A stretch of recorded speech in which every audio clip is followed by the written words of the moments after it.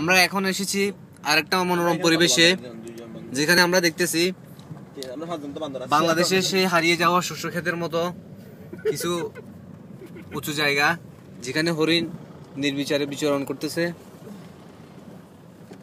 স্বাধীনভাবে মুক্ত আকাশের নিচে।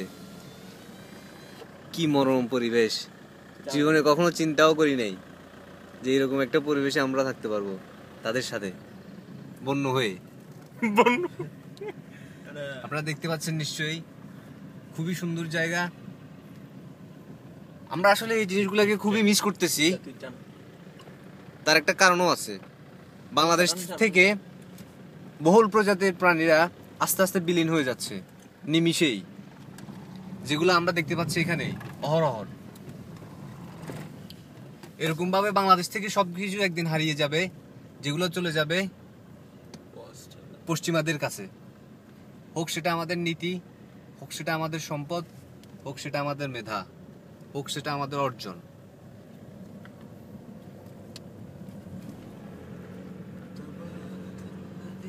তোমরা সবাই কেমন এনজয় করতেছো ভাই? Yes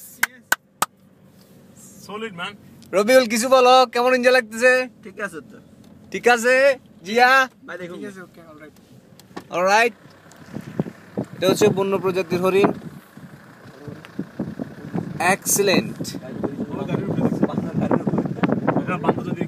excellent. হ্যাঁ কাকা,